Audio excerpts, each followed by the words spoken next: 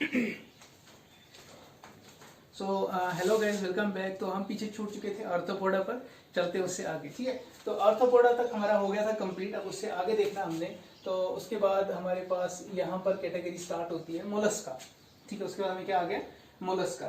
तो मोलस्का के अंदर मैंने एग्जांपल आपको दे दी स्नेल और ऑक्टोपस की।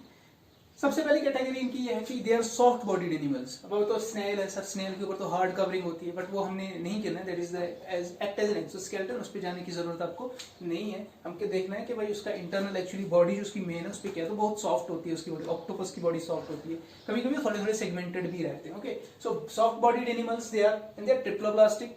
बहुत आसान है, पीछे पढ़ा है हमने ट्रिप्लोब्लास्टिक क्या है। देन सेम पॉइंट आ गया bilateral. Okay, bilaterally symmetrical, you can divide it into equal halves. देखिए, रेडियल सिमेट्री सिर्फ स्टारफिश के अंदर ज्यादा पाई जाती है, बाकी को छोड़ के। बाइलेटरल सिमेट्री सीलोमेट से, ट्रू सीलोमिक कैविटी है इसके अंदर। ठीक है ना, इसके अंदर क्या है, ट्रू बॉडी कैविटी। ये आप तो समझते हैं, मैं आपको एक दो बार पहले भी बता चुका इस चीज को। ट्रू बॉडी कैविटी है और they have open circulatory system. ठीक है, आर्थ्रोपोडा को हमने बताया था कि they are the largest group in animals. They are the largest group in animals. तो जब आप मोलस्का की बात करते हैं तो डेफिनेटली जब कोई टॉपर होता है तो नंबर पोजीशन 2 पे भी कोई होता है। तो this is the second largest group of animals. Clear, second largest group of animals. तो ये हो गया हमारे पास मोलस्का, बहुत आसान। चलिए आगे, मोलस्का के बाद हमारे पास है नेक्स्ट इज इचिनोडर्मेटा।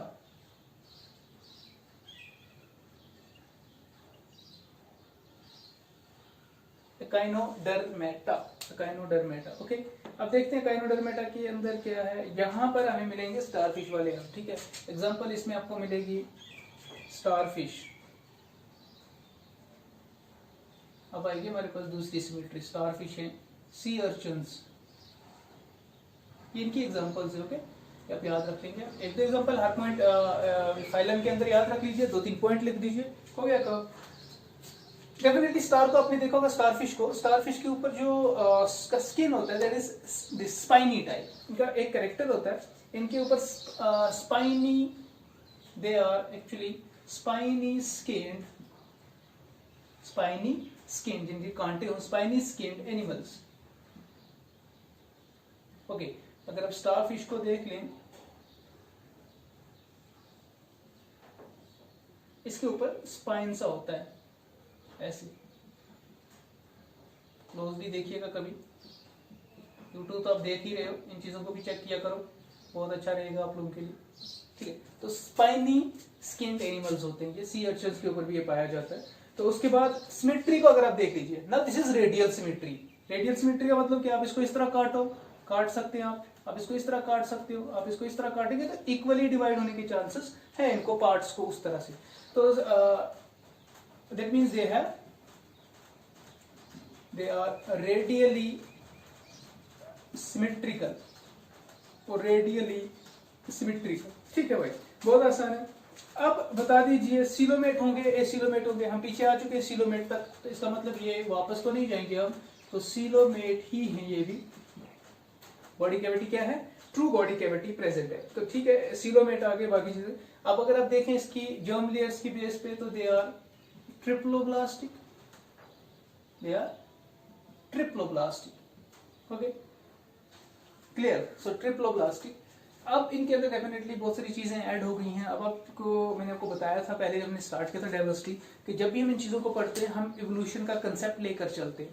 जो ऑर्गेनिज्म हमें यहाँ पहले मिला था, क्या वो पॉरीफेरा, और इसके कितना डिफरेंस है, there is lot of difference. Organ तक हम पहुंच गए, ऑर्गन सिस्टम तक लगभग। तो यहाँ के इतनी जो चेंज होनी है, ये चेंज होती है because of certain time of period, that is hundreds of years लगते हैं ऐसी चेंज को आने में, और डिफरेंट ग्रुप्स को अपनी स्पीशीज को कंटिन्यू करने में। So this is about echinodermata, जिसमें स्टारफिश देखा, सी अर्चिन देखा, ट्रिप्लोब्लास्टिक है, बाकी चीजें। तो ये सब चीजें हमको हो गई एकाइनोडर्मेटा के अंदर, बहुत आसान याद रखना, कोई परेशानी की वजह। मोलस्का, आर्थ्रोपोडा पे हम पहुंचे थे, फिर हो गया एकाइनोडर्मेटा, फिर हो गया मोलस्का। ठीक है, आपको याद होगा पीछे नेमेटोडा पढ़ा हमने, उसके बाद एनेलिडा पढ़ा, उसके बाद हमने आर्थ्रोपोडा पढ़ा, उसके बाद हम आ गए थे मोलस्का पे, अब हो गया एकाइनोडर्मेटा। तो भाई ये हो गए टोटल 8 के बाद बचता हमारा लास्ट वाला, दैट इज कॉर्डेट्स, कॉर्डेटा। मैं यहाँ पे करने वाला हूँ शुद्ध से मतलब यहाँ पे पढ़ाना थोड़ा मुश्किल रहेगा वो, क्योंकि उसके अलग से बहुत सारी डिवीजन हैं, तो उसको थोड़ा सा सिंपल वे में करने वाला हूँ। तो हम चलेंगे कोऑर्डिनेट्स पे, अपने नेक्स्ट लेक्चर के अंदर हम पढ़ेंगे उसमें कोऑर्डिनेट्स के बारे में। मगर ये आई होप ये आपको बहुत आसानी से समझ आ गया होगा। If you any clarification regarding this, तो आप एक काम करिएगा, कमेंट बॉक्स में डेफिनेटली लिख सकते हैं। तो इनकी डायग्राम्स देखने के लिए आपकी बुक्स पे हम, क्योंकि यहाँ पे इतना है नहीं मैं आपको डायग्राम्स का पूरा दिखा सकूं, लेकिन एग्जांपल्स आपको दी हुई हैं साथ में हर एक के। तो ये जो एग्जांपल्स हैं ये आपको याद रखिए। एक चीज मुझे आपको बतानी है जरूरी। जब हमने नॉमेनक्लेचर की बात करी थी, नेमिंग ऑफ ऑर्गेनिज्म, नॉमेनक्लेचर का मतलब नेमिंग ऑफ ऑर्गेनिज्म और साइंटिफिक नेमिंग, इन सब के आप साइंटिफिक नाम ढूंढिए। स्नेल का, ऑक्टोपस का, इनके साइंटिफिक, आपको थोड़ा सा काम भी होना चाहिए ना, खुद भी करिए थोड़ा, तो करके इनको लिखें। जब आप साइंटिफिक नाम लिखेंगे तो मैंने आपको रूल बताया था साइंटिफिक नाम लिखने का। जैसे आप लिख रहे हो फॉर एग्जांपल कुछ भी लिख रहे हो, जैसे आपने टाइगर को लिख लिया, टाइगर का zoological नेम इज टिग्रस, ठीक है ना, टिग्रस ऑफ पैंथेरा टिग्रस है। जब आप लिखते हैं पैंथेरा टिग्रस लिखा आपने, अब ये नाम आपने लिख लिया, पहला रूल तो यह है इसका कैपिटल होना चाहिए पहला, ठीक है, जीनस का, और स्पीशीज का पहला वर्ड स्मॉल होना चाहिए, और दूसरा ये होना चाहिए किसमें, इटैलिक्स में। आपको बताया था मैंने। अब इटैलिक्स आप जब बोर्ड पे लिखेंगे, कॉपी पे इटैलिक्स तो लिख नहीं सकते हम लोग, तो हम क्या करते हैं, अंडरलाइन इट, हम इन दो को क्या करते हैं, हम इनको अंडरलाइन करते हैं। तो इस तरह से इसका ये रूल है, यू शुड अंडरलाइन इट। तो पढ़ा है मैंने, आपको थोड़ा सा बताया इसके बारे में, रूल्स ऑफ टेक्सोनॉमी क्या है, किस तरह से नेमिंग की जाती है और लिखना चाहिए। एक्चुअली ये सारे के सारे रूल्स किस में मेंशन होते हैं, ये सारे के सारे रूल्स मेंशन होते हैं अंडर दिस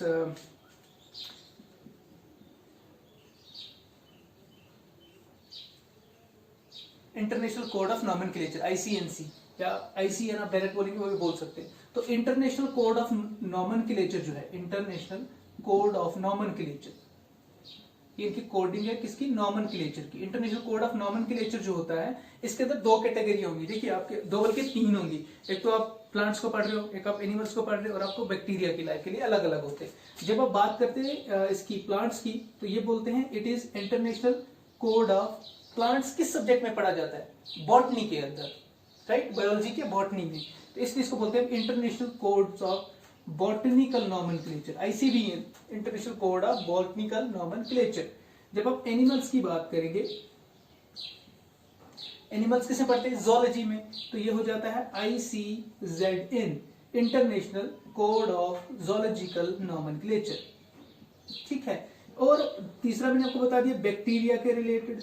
अगर आप बैक्टीरिया पढ़ते हैं तो उसके लिए कोडिंग करते हैं नॉमेनक्लेचर के लिए, तो उसमें बोलते हैं IC, शाबाश, इसको भी इस तरह, लेकिन it's bacteriological classification, ICBN, BT भी लिखते हैं इसको, ICBN। तो ये इस तरह से आप नॉमेनक्लेचर को क्या कर सकते हैं, लिख सकते हैं इन रूल्स के तहत। इन जगहों पे मेंशन है आपको एनिमल्स के, प्लांट्स के नाम देने के लिए क्या क्या रूल्स चाहिए। तो जहाँ पे जिस जगह मेंशन है, जिस बुक में, उसका नाम है इंटरनेशनल कोड ऑफ नॉमेनक्लेचर, जिसमें ये दो तरह की मेन कैटेगरी एक्चुअली बैक्टीरिया को, दो तरह के प्लांट्स और ICBN, ICZN। ICBN हो गया international code of botanical nomenclature, and ICZN is international code of zoological nomenclature, ठीक है। तो this is all about till now we are left with one phylum of the plant kingdom, that is chordata। तो chordata के अंदर और थोड़ी सब types हैं, इसलिए उनको करने के लिए मैं अलग से एक लेक्चर बनाने वाला आप लोगों के लिए। तो keep watching and keep sharing and like comment, जो भी आप करते हैं वो करते रहिए, और चलते हैं आगे। तो let's get with the next lecture. देखता हूँ मैं आपको मिलते हैं नेक्स्ट वीडियो में। बाय बाय, खुदा हाफिज़।